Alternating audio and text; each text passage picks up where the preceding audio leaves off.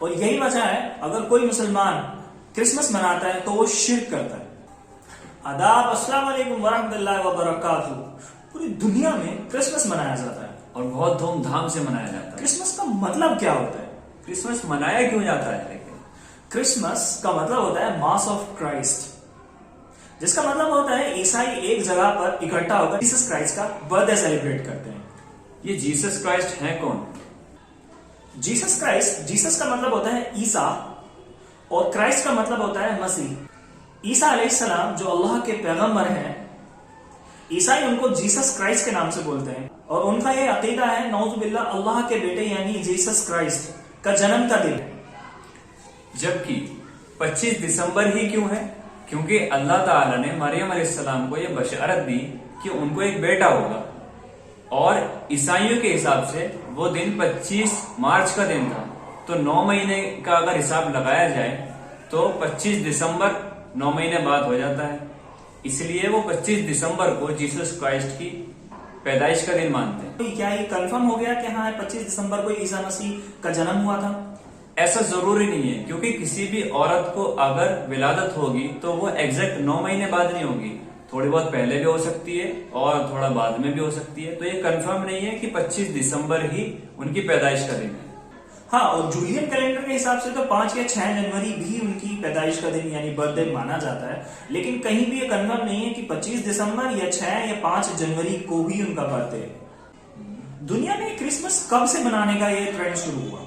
ईसा अलैहिस्सलाम तो नबी थे, तो उनके दौर में तो बर्थडे मनाने का कोई तसव्वुर ही नहीं था, इसलिए ये बाद में मनाना शुरू हुआ। इस्लामी के एतबार से अल्लाह सुब्हानहू व तआला ने ईसा अलैहिस्सलाम को आसमान पर उठा लिया, जिसके 300 साल के बाद कॉन्स्टेंटाइन जो एक रोमन बादशाह हुआ था, उसने ये जो 25 दिसंबर को क्रिसमस मनाने का जो ट्रेंड है वो शुरू किया। हाँ, ये हमारा अकीदा है कि ईसा अलैहिस्सलाम की अभी वफात नहीं हुई है, उनको अल्लाह ने जिंदा ही अपने पास बुला लिया और कयामत से पहले वो दुनिया में दोबारा नाजिल किए जाएंगे, दोबारा भेजे जाएंगे। लेकिन ईसाइयों का ये गलत अकीदा है कि उनकी वफात हो चुकी है। और यही वजह है अगर कोई मुसलमान क्रिसमस मनाता है तो वो शिर्क करता है। हाँ, क्योंकि हम भी फिर उसी अकीदे में शामिल हो जाते हैं जैसा ईसाइयों का सोचना है या जैसा ईसाइयों का मानना है, क्योंकि वो मानते हैं कि ईसा अलैहिस्सलाम अल्लाह के बेटे हैं।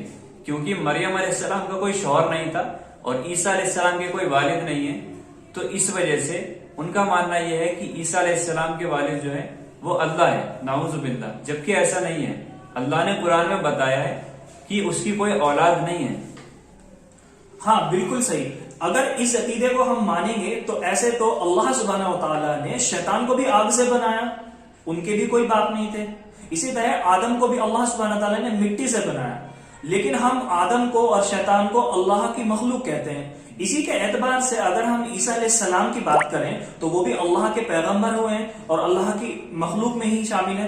तो हम नाउजुबिल्लाह ऐसा कैसे मान सकते हैं कि अल्लाह के बेटे ईसा अलैहिस्सलाम का जन्म का दिन, और जिसका दूसरे अल्फाजों में ये मानना है कि अल्लाह के बेटे के जन्म का दिन। हाँ। तो नाउजुबिल्लाह हम मुसलमान उन यकीदे को नहीं मानते, तो इसीलिए ये कहना शिर्क है।